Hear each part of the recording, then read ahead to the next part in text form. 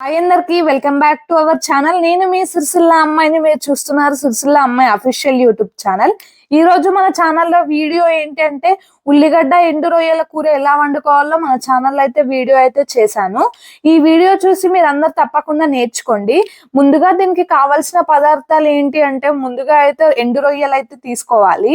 అలాగే ఇక్కడ పచ్చిమిర్చి ఉన్న ఉల్లిగడ్డలు కరివేపాకు అయితే తీసుకోవాలి. ఉల్లిగడ్డలు అయితే నేనైతే ఒక 4-5 అయితే తీసుకున్నాను. అవి చిన్న చిన్నగా కట్ చేసుకొని అయితే ఒక ప్లేట్ లో అయితే వేసుకోవాలి. అలాగే ఇక్కడ ఎండు రొయ్యలు అయితే ఒక గిన్నెలో అయితే తీసుకున్నాను. దానికి తోకలు మూతులు ఉంటే తీసేసుకోవాలి. ఎందుకంటే అవి చాలా షార్ప్ గా ఉంటాయి కాబట్టి తినేటప్పుడు ఇబ్బందిగా ఉంటుంది. ఈ కర్రీ ఎలా వండాలో ఈ వీడియోలో అయితే చూడండి. ముందుగా ఒక గిన్నె పెట్టుకొని అందులో ఒక 2 టేబుల్ స్పూన్ల ఆయిల్ అయితే వేసుకోవాలి. ముందుగా కట్ చేసి పెట్టుకున్న ఒక 4 పచ్చిమిర్చిలు అయితే ఇందులో వేసుకోవాలి. పచ్చిమిర్చి అయితే గోలించుకోవాలి. రొయ్యల కూరలో ఆవాలు జీలకర్ర అయితే వేయకూడదు. పచ్చిమిర్చి వేసిన తర్వాత కొన్ని ఉల్లిగడ్డలు అయితే వేసుకోవాలి. మరీ ఎక్కువగా ఉల్లిగడ్డలు ఫస్టే వేసుకోకూడదు. కొన్ని ఉల్లిగడ్డలు వేసుకొని గోలించుకోవాలి. వీడియో చూస్తున్న వాళ్ళందరికీ ఒక చిన్న రిక్వెస్ట్, ఇప్పుడైతే మన ఛానల్ ని సబ్స్క్రైబ్ చేయని వాళ్ళు, కొత్తగా మన ఛానల్ ని చూస్తున్న వాళ్ళు వెంటనే మన ఛానల్ ని సబ్స్క్రైబ్ చేసుకోండి. అలాగే వీడియో చూసాక మీరు అందరైతే తప్పకుండా ఎండు రొయ్యల కూర అయితే ట్రై చేయండి. చాలా సూపర్ గా టేస్టీగా అయితే ఉంటుంది. అలాగే వీడియో ఎలా ఉందో కామెంట్ బాక్స్ లో కామెంట్ చేయండి. మీరు చూసాక తప్పకుండా లైక్ చేస్తారని అయితే నేనైతే అనుకుంటున్నాను. మీరు అందరు తప్పకుండా లైక్ చేయండి.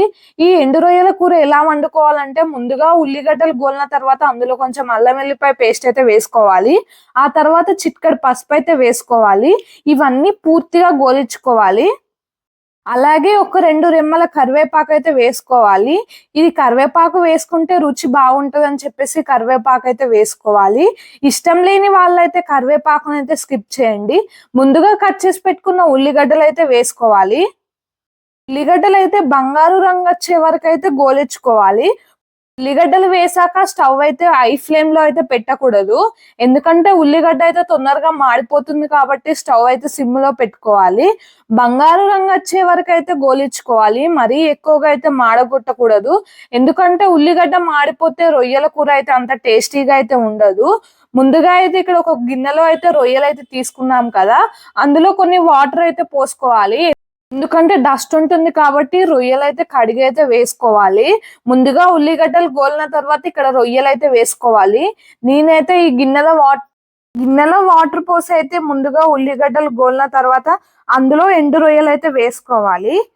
ఆ రొయ్యల కూర వండుకుంటే టేస్ట్ అయితే చాలా బాగుంటది. కొంతమంది అయితే రొయ్యలు కడగకుండా అయితే వేసుకుంటారు, కానీ అలా అయినా వేసుకోవచ్చు. కానీ కొంచెం దుమ్ము ఉంటుందని డౌట్ ఉంటే అయితే ఇలా రొయ్యలు అయితే కడిగి వేసుకోవాలి.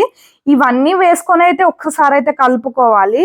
రొయ్యలు తొందరగా గోలిపోతాయి కాబట్టి ఒక 2 నిమిషాల పాటు అయితే మూత పెట్టుకోవాలి.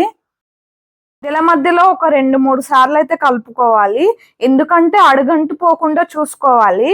ఇక్కడైతే ఒకసారి అయితే మూత తీసి కలిపి చూడాలి. ఎందుకంటే లాస్ట్ లో అడుగంటి పోతే అంత టేస్టీగా అయితే ఉండదు కాబట్టి ఒక 2-3 సార్లు అయితే మూత తీసి అయితే కలుపుకోవాలి. అయితే తొందరగా గోలిపోతాయి కాబట్టి ఉల్లిగడ్డలు అయితే గోలినాయి. అలాగే రొయ్యలు లాస్ట్ లో వేసాం కాబట్టి రొయ్యలు కూడా తొందరగా గోలిపోతాయి.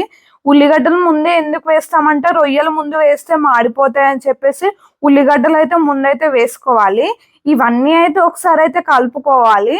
ఎందుకంటే అడుగంటి పోతే అంత టేస్టీగా ఉంటుంది కాబట్టి అడుగంటకుండా అయితే చూసుకోవాలి. ఇందులో అయితే ఒక 1 టేబుల్ స్పూన్ల ఉప్పు అయితే వేసుకోవాలి. రుచికి సరిపడా ఉప్పు అయితే వేసుకోవాలి. మరీ ఎక్కువగా అయితే వేసుకోకూడదు.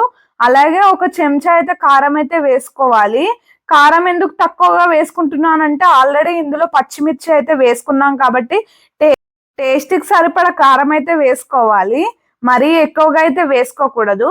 అలాగే ఒక 1 టేబుల్ స్పూన్ కుడకపొడి అయితే వేసుకోవాలి. ఇవన్నీ మసాలాలు వేసుకుంటేనే టేస్ట్ అయితే చాలా బాగుంటది. అలాగే ఒక 1 టేబుల్ స్పూన్ల ధనియాల పొడి అయితే వేసుకోవాలి. కొత్తిమీర ఆకుంటే వేసుకోవచ్చు, ధనియాల పొడి కూడా వేసుకోవచ్చు. 2 అవైలబుల్ గా ఉంటే 2 వేసుకోవచ్చు. ఇవన్నీ వేసుకుంటే రొయ్యల కూర అయితే చాలా టేస్టీగా ఉంటుంది.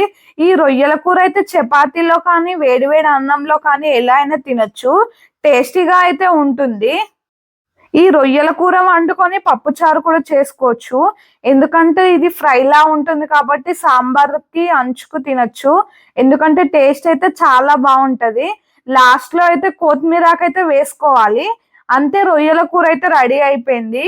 ఒక 10 నిమిషాల్లో అయితే రొయ్యల కూర అయితే వండుకోవచ్చు. రొయ్యలు టమాటా వండుకోవచ్చు, అలాగే ఇలా ఉల్లిగడ్డ రొయ్యలు కూడా వండుకోవచ్చు. రొయ్యల కర్రీ ఎలా అయినా చేసుకోవచ్చు. ఇలా చేసుకుంటే అయితే చాలా టేస్టీగా ఉంటుంది. చూస్తుంటేనే నోట్లో నీళ్లు ఊరిపోతున్నాయి కదా. మీరందరైతే తప్పకుండా ట్రై చేయండి. చూసి అయితే మీరు అందరైతే తప్పకుండా ట్రై చేయండి.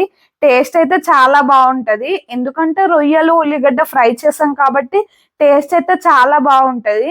మీరు అందరైతే ఒకసారి అయితే ట్రై చేయండి. అలాగే మళ్ళీ మళ్ళీ చెప్తున్నాను, మన ఛానల్ అయితే ఎవరైతే సబ్స్క్రైబ్ చేయలేదో మీరందరైతే తప్పకుండా వీడియో చూసి వెంటనే సబ్స్క్రైబ్ చేయండి, లైక్ చేయండి.